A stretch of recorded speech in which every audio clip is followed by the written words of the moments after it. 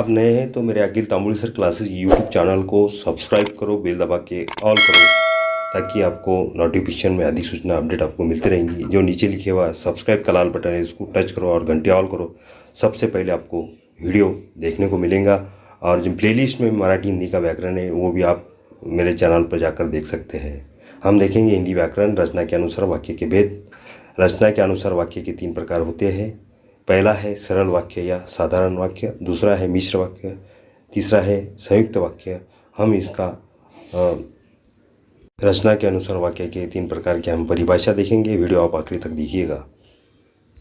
पहला है सरल वाक्य या साधारण वाक्य, इसे कहते हैं जिस वाक्य में एक क्रिया होती है और एक कर्ता होता है, उसे साधारण या सरल वाक्य कहते हैं।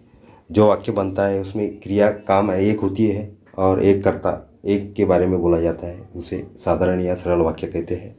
जैसे उदाहरण देखेंगे, इस सरल वाक्य में एक उद्देश्य और एक विधेय रहते हैं। जैसे बिजली चमकती है, पहला वाक्य है, बिजली ये उद्देश्य है, चमकती है विधेय है। 2, पानी वर्षा है, पानी ये उद्देश्य है, वर्षा है ये विधेय है। इस प्रकार एक विधेय एक उद्देश्य रहता है, एक ही वाक्य रहता है। इसे हम सरल वाक्य या साधारण वाक्य कहते हैं। इस वाक्य में एक एक उद्देश्य रहता है, अर्थात कर्ता के बारे में कहा जाता है, विधेय इसमें अर्थात क्रिया पे वाक्य कहा जाता है। इसलिए साधारण या सरल वाक्य इसे कहते हैं। सरल वाक्य या साधारण वाक्य में एक ही वाक्य रहता है। रचना के अनुसार वाक्य का दूसरा प्रकार मिश्र वाक्य, जिस वाक्य में एक साधारण वाक्य के अतिरिक्त उनके अधीन कोई दूसरा उपवाक्य हो, उसे मिश्र वाक्य कहते हैं।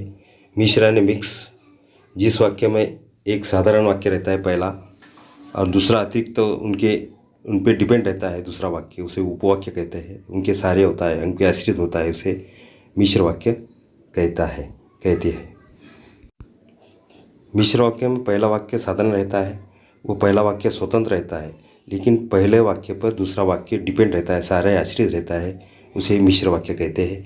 जिस वाक्य में मुख्य उद्देश्य और मुख्य विधेय के अलावा एक अधिक क्रियाएं होती है, इस मिश्र वाक्य में मुख्य उद्देश्य और मुख्य विधेय इनके अलावा एक अधिक क्रियाएं भी उसमें दिखाई देती है। जिसमें मिश्र वाक्य में 2 वाक्य होते हैं।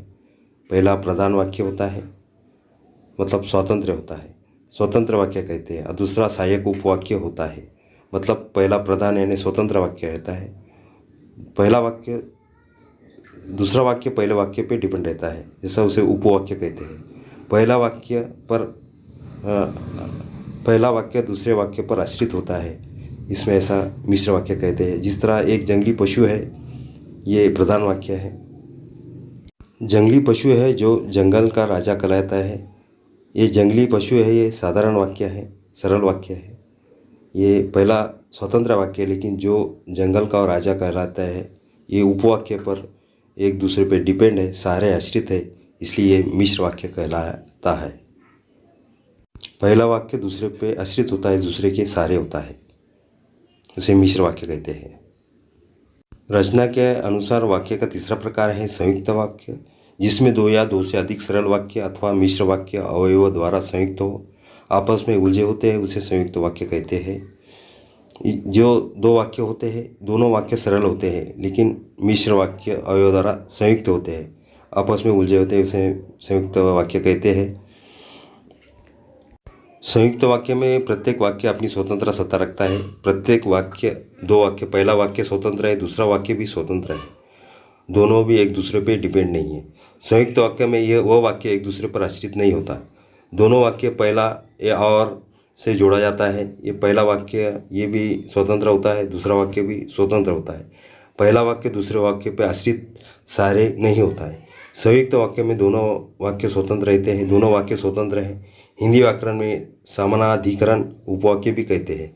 ये दोनों वाक्य स्वतंत्र है, इसलिए हिंदी में इन्हें व्याकरण में समानाधिकरण उपवाक्य भी कहते हैं। जैसे हम उदाहरण देखेंगे, मैं रोटी खाकर लेटा कि पेट में दर्द होने लगा, ये पहला वाक्य है, ये स्वतंत्र है।